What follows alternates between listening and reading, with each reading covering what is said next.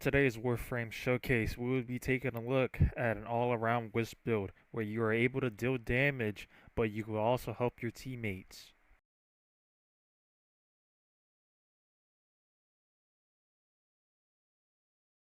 Wisp is one of those Warframes that most players have if they don't ever feel like doing anything. She is one of the most versatile Warframes in this game, where she is able to support her squads, yet she is able to deal a crazy amount of damage.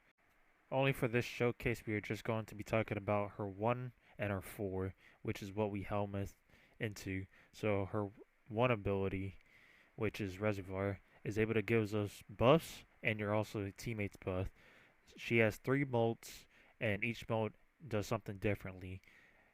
Haste molt is increasing our movement speed and our attack speed. The Vitality molt helps increase our maximum health and our heals over time, and then the shock motes, which helps stun enemies nearby. We will be helmeting our 4th ability with Nourish, since Eclipse got nerfed into the ground in the new update.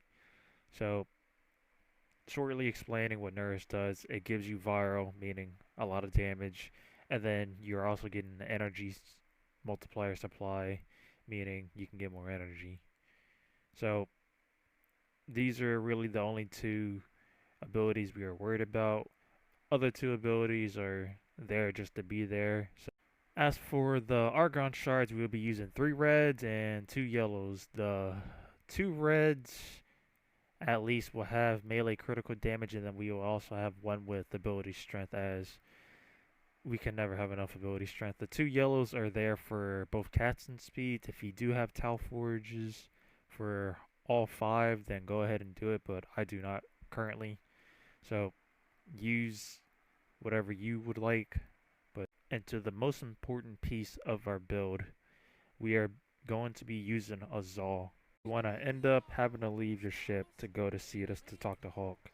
So Hawk is the Zaw guy, which is what we need.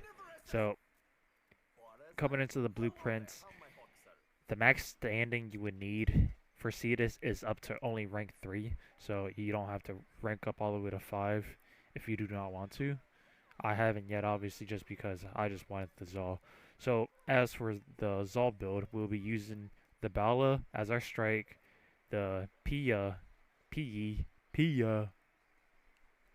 this as our grip, and then the Verjeet 2 Jai, and you would end up getting a pretty busted looking Zaw, which I can actually show you right now. So these are the base stats. These are basically the best Zaw you can make just for Wisp. After building your Zaw and leveling up, these are the mods that we will be using. We are going to be using Prime Pressure Point for melee damage, Gladiator's Might and Organ Shatter for that critical damage, Sacrificial Steel for more CC. We are going to be using Prime Fever Strike and Shock and Touch for corrosive, and then we'll be using Blood Rush for the extra CC with combos being stacked. Last but not least, this is mostly a flex slot. People right here would put a faction mod, but I had a Riven on me, so I ended up using this Riven right here instead of a faction mod. And most importantly, we will be using this Zaw Arcane, which is Exodia Contagions, which is an air projectile that deals damage. So this right here is what you would need. I personally don't know how to farm for this. There are probably YouTube videos out there to explain how you get it, but I ended up buying it on Warframe markets. As for our weapons, our primary does not matter, but I just use the Moniter just for nullifiers. But for our secondaries, it does matter. We are using the Epitaph as our primer.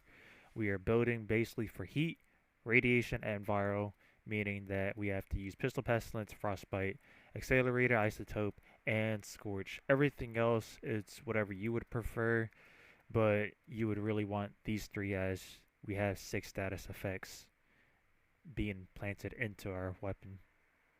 This is the build that we will be using. We are using Holster Amp for the extra 60% weapon damage, Power Drift, Transient Fortitude, Umbra Intensified, and Blind Rage for a max of 300% strength without the red Argon Shard. We're using the default Prime mods, Prime Flow for that large energy pool, Prime Continuity for the duration. We are using Archon Stretch as our molt gives off shock, meaning that we are able to regen energy over time. Vigor Swap works the same as Holster Amp, where we are given extra damage. And then last but not least, we're using Wisp's Augmented mod, which is Fuse Reservoir, which this saves so much time and so much energy, as what this does is you're able to place down all 3 molts without having to singly place down one individually. Last but not least, we have our Arcanes. We are using Arcane Fury for that extra melee damage, and then we're using Molted Augmented for extra strength. Keeping it simple for our companion, we are just using Worm, as we are just going to be using 2 mods, Negate and Manifold Bond. Negate obviously helps prevent status effects if applied to the player's warframe. And then we are using Manifold Bomb, which reduces the ability of Negate and everything else that we are currently using, which is why we need to use the Epitaph in order to make this work. So everything else besides Negate and Manifold Bond, you can use whatever you want. This is all up to you. And we are also using Moniter just for more strength. So altogether, we should come down to a total of 410% strength, which is well over what we need for Nourish. Alright, so this is going to be the mini showcase of what Wisp can do inside a Still Path survival mission. So basically, as explained, we can go ahead and just use our 1, which plants down all 3 molds into 1 flower. So right here, we're just coming around and dealing damage. As I did not explain earlier in the video, in order for you to do this air projectile, you either need to bullet jump or you just double jump.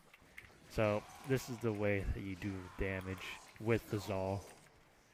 So we would end up doing 4 and then placing down our molts, and then now we just let it rip. So you want to end up building up all your molted augmented so that you can get more strength. We can end up already using our Moniter abilities, which gives us that extra 40% strength, meaning more to Nourish. And simple enough, it's just easy like that. End up proccing people. Just a whole bunch of damage now. Just double jump, melee, double jump, melee, double jump, melee.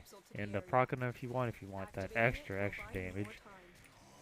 So I guess you could say this is live commentary now at this point, as we are just waiting for the timer to go out.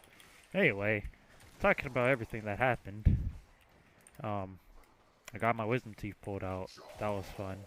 I was gone for Monday basically, but I ended up posting a YouTube video on Siege. So if you haven't actually seen that video yet, go ahead and go check it out. It is probably going to end up being the video behind this one.